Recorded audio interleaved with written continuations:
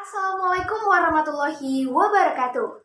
Baik, teman-teman sekalian pasti sudah mengetahui, sebelum kita mengembangkan suatu produk dan juga memulai suatu usaha, ada baiknya kita melakukan beberapa pertimbangan.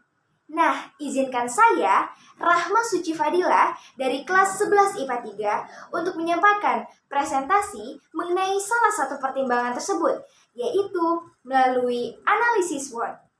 Seperti yang kita ketahui, analisis SWOT berasal dari kata S, strength, kekuatan, W, weakness, kelemahan, O, opportunity, peluang, dan T, threat, ancaman. Menurut wikipedia.com, analisis SWOT merupakan suatu perencanaan secara strategis sebelum memulai suatu usaha yang dilihat dari lingkungan eksternal dan juga internal suatu perusahaan. Nah, setelah ini, saya akan menyampaikan analisis SWOT dari produk yang saya kembangkan bersama rekan-rekan saya, yaitu Gevira Azahra dan Muhammad Zakwan Makarim. Di sini, kami membuat produk bernama Miniatur Lokomotif Tempo Dulu dengan target pasar dari kalangan anak-anak hingga dewasa dan dikhususkan untuk para kolektor. Baik, jadi pertama-tama di sini saya akan menyampaikan mengenai kekuatan dari produk yang akan kami kembangkan. Jadi yang pertama, produk yang kami kembangkan ini memiliki nilai keindahan baik dari segi bentuk maupun motif dan juga warnanya. Nah, karena mirip sekali dengan lokomotif Tempo Dulu. Lalu yang kedua, kami memiliki jangkauan pasar yang sangat luas serta target pasar yang tepat sasaran. Tidak hanya itu, kami juga menggunakan sarana promosi yang sangat beragam. Lalu yang ketiga, di era seperti sekarang ini, tampaknya sulit sekali untuk menemukan barang antik seperti ini. Maka dari itu, banyak sekali anak muda, termasuk para kolektor, gencar untuk mencari barang-barang seperti ini.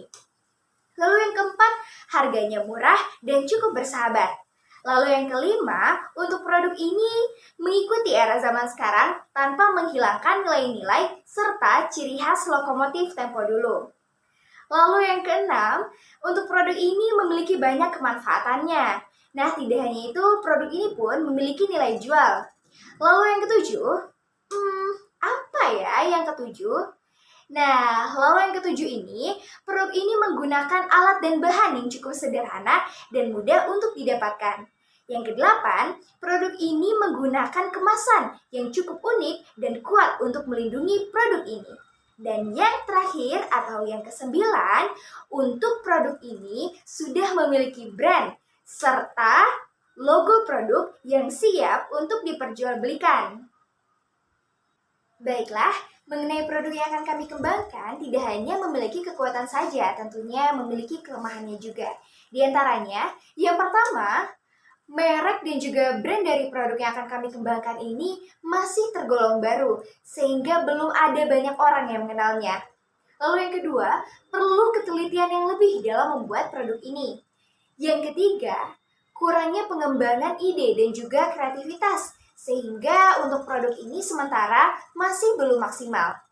Yang keempat, kami masih menggunakan alat-alat yang cenderung sederhana dan kurang canggih dibandingkan dengan pengrajin yang lainnya. Yang kelima, untuk produk ini cara membuatnya cukup rumit dan cukup memakan waktu yang sangat lama, sehingga kami rasa kami masih kurang orang dan juga masih kurang pekerja untuk membantu kami membuat produk ini dengan maksimal.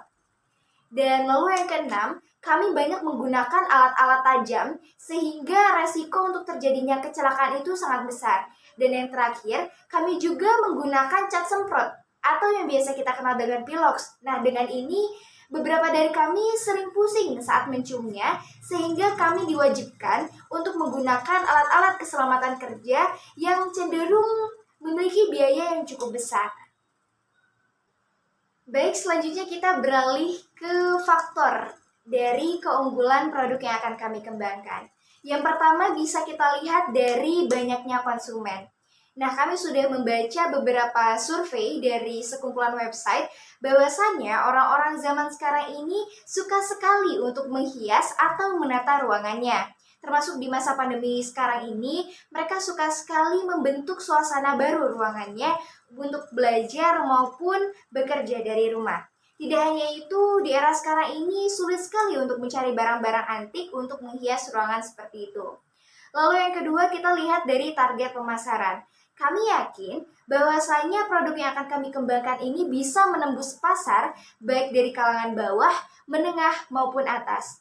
Lalu yang ketiga, kita lihat dari faktor keuntungan. Kami telah mempertimbangkan bahwasannya produk yang akan kami jual ini pasti akan mendapatkan keuntungan.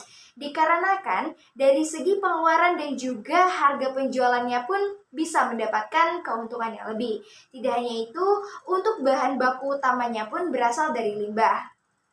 Lalu yang keempat, dengan adanya daya kreasi dan juga inovasi dari produk ini, kami yakin kami bisa menguasai pasar dan juga bisnis, baik itu di masyarakat sekitar maupun secara online. Dan yang terakhir, kami juga bisa menyediakan lapangan pekerjaan bagi masyarakat setempat. Baiklah, tidak hanya peluang yang kami perhatikan, namun kami juga sudah menganalisis beberapa ancaman yang akan datang kepada kami. Nah, mengenai produk yang akan kami kembangkan ini, yang pertama yaitu dari segi faktor keacuhan konsumen. Tidak banyak dari masyarakat ataupun beberapa oknum yang sangat acuh dengan keindahan ruangannya.